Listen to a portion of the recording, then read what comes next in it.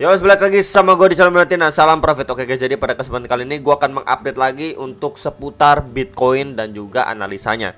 Jadi memang kemarin juga sudah saya sampaikan untuk video update BNB udah saya upload ya, dan juga untuk Bitcoin ya, bersiap untuk skenario buruk ya. Jadi memang ini sudah masuk di awal bulan yang baru, semangat baru walaupun market merah merona teman-teman ya. Dan juga saya nggak lupa pengen mengucapkan buat teman-teman yang lagi mudik ya, stay safe teman-teman ya, hati-hati jalan biar sampai tujuan dengan selamat.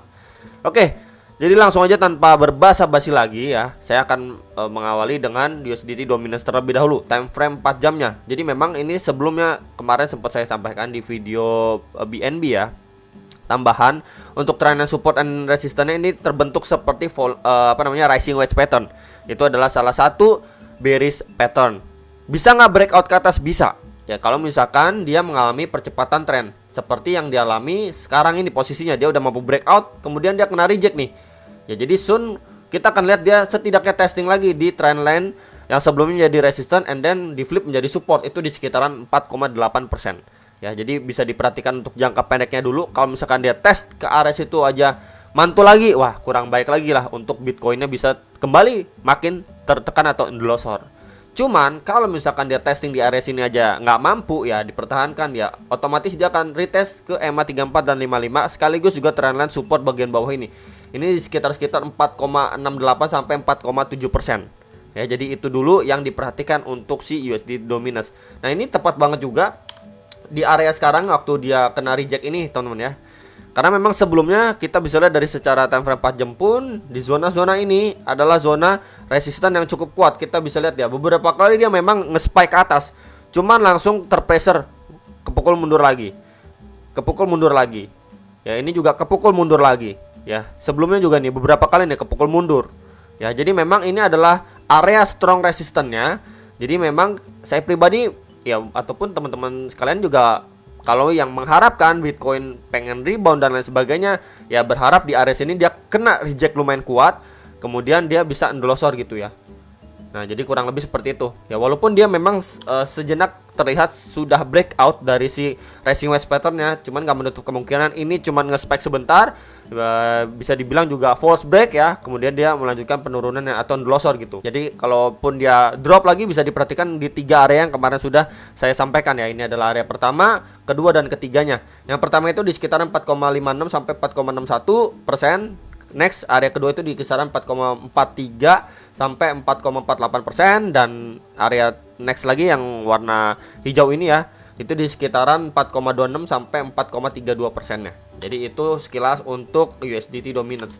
Next ini untuk si Bitcoin dominance ya. Jadi memang kurang baik sekali ya. Dia malah mampu break ya, benar-benar mampu breakout dari si resistennya selama dari 1 April nih teman-teman. Jadi dia range-nya kan sideway doang di area sini, kemudian finally dia mampu breakout setelah dia udah going up, retest ya EMA 34 dan 55 time frame 4 jam ini, kemudian dia mampu breakout.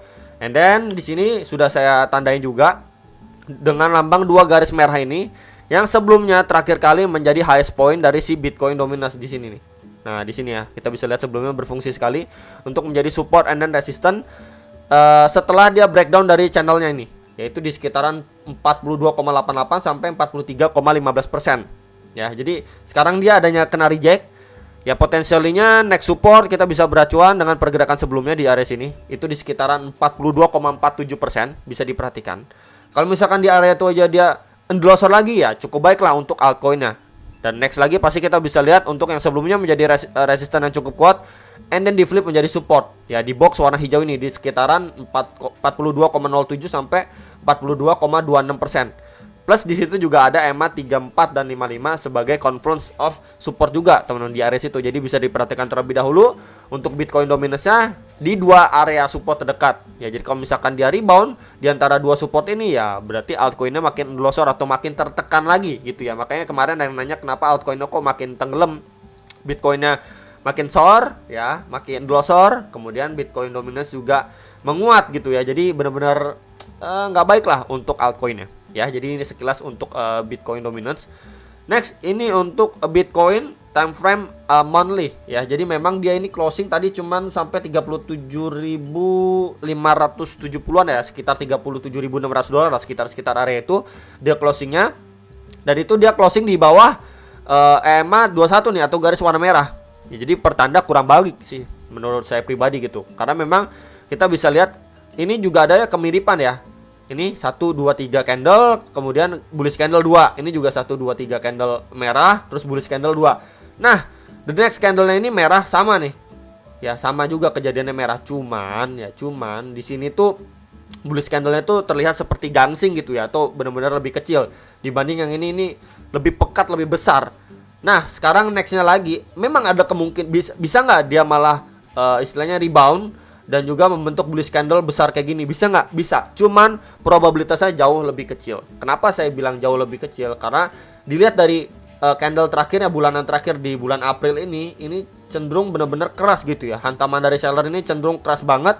Maybe dia bisa hijau pun mungkin ya. Ini dalam tanda kutip ya. Mungkin dia nggak bisa segede ini bullish candle-nya. Ya maybe di antara dua inilah. Ya adanya bullish candle tapi lebih kecil gitu.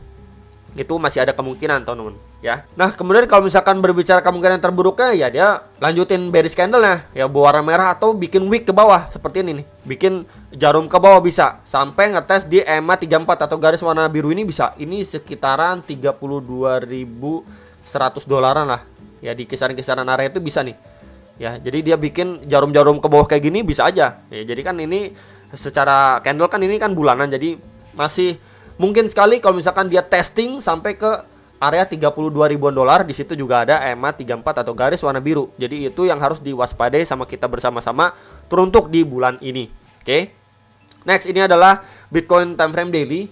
Ya, jadi memang kemarin sudah saya sampaikan ada kecenderungan kita testing di trendline support warna hijau ini. Sebelumnya di testing 2 kali, ini 1, 2, dan sekarang ini di testing sempat sekarang ini lagi mantul gitu, teman-teman. Nah, kalau misalkan yang nanya, wah ini udah sedalam ini, apakah dia masih kuat untuk rebound ke atas ya? Pertama, kita bisa perhatikan atau gunakan juga trendline yang sebelumnya berfungsi menjadi support and then di flip menjadi resistance. Kita bisa lihat ya, ketika di flip menjadi resistance, terakhir kali dia testing ini kena reject teman-teman ya. Jadi garis warna biru ini masih bisa dipergunakan. So kalau memang di area sini dia lumayan naiknya, kita bisa mempergunakan area atau trendline warna biru ini ya. Jadi itu di sekitar 40 ribuan dolar itu bisa sekali dipergunakan gitu. Jadi untuk acuannya, kalau misalkan dia mampu close di atas itu dan masuk kembali ya, ataupun bertahan di atas trendline garis warna biru ini, ya itu indikasi cukup baik ya. Dan nggak lupa juga di sini bakalan disusul dengan EMA 34 dan 55 atau garis warna merah dan biru ini. Jadi ya di sekitar 40 ribuan itu adanya confluence of resistance ya, yang sebelumnya berfungsi menjadi support, ketika dia breakdown di flip menjadi resistance. Jadi itu yang bisa diperhatikan ya. Next, ini untuk 4 jamnya ya. Jadi memang si Brodin West pattern ini masih berfungsi ya. Kita bisa lihat beberapa kali ngetes teman-teman. Untuk trendline bagian bawahnya ya, dia ngetes beberapa kali ini. Yang ini hampir nyentuh ya. Kemudian di sini terakhir kali nih ya, tadi hampir juga. And then kalau misalkan kita lihat sekilas aja ya, dari pergerakan si Bitcoin, kita bisa pakai juga untuk dia terakhir kali nih, tekanannya lumayan keras ketika ada mantul ya. Kita bisa lihat di sini, saya akan gedein dulu. Nah, ketika dia drop mantul ya, kemudian ditekan mundur lagi. Jadi kita ataupun saya bisa tandain di sekitar area range area sini ya. Di sini adalah tekanan seller besar terakhir kali itu di kisaran range 38.500 lah ya, 38.500 sampai 38.800 lah, sekitar area itu. Ya, jadi area itu dulu yang perlu diperhatikan untuk jangka pendek ini. Ya, jadi kalau misalkan pun dia cuma rebound sejenak, testing di sini aja dia belum mampu close di atas itu, ya berpotensi masih bisa drop lebih dalam lagi bisa. Gitu ya. Jadi ini untuk concern jangka pendeknya.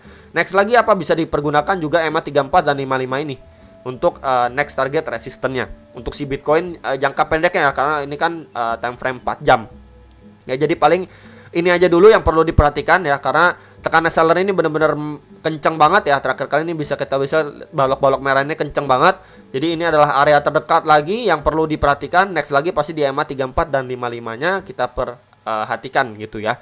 Jadi secara overall kalau misalkan pun dia mengalami kenaikan menanjak dan soon kita lihat dia malah mampu break terhadap EMA 34 dan 55-nya, yang perlu sekali kita lihat itu dia next target lagi yang mampu ataupun harus kita lihat dia close di atas area sini nih.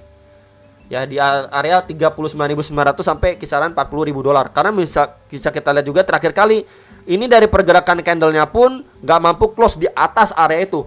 Ya, jadi mepet di situ langsung kedorong mundur lagi, mepet di situ kedorong mundur lagi. Jadi bisa diperhatikan sekali kalau misalkan kita pengen si Bitcoin ini perlahan menunjukkan sign rebound ya, at least setelah dia ngelewatin beberapa area yang tadi sudah saya sampaikan, dia juga mampu close candlenya di atas area 39.900 sampai 40.000 dolar.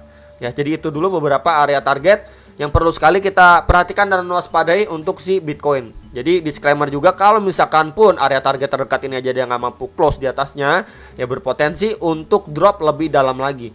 Ya, jadi itu dulu yang bisa saya sampaikan untuk teman-teman sekalian, bisa kalian analisa kembali sebelum execution atas transaksi kalian masing-masing. Itu aja dari saya dan sampai jumpa untuk next video. Salam profit.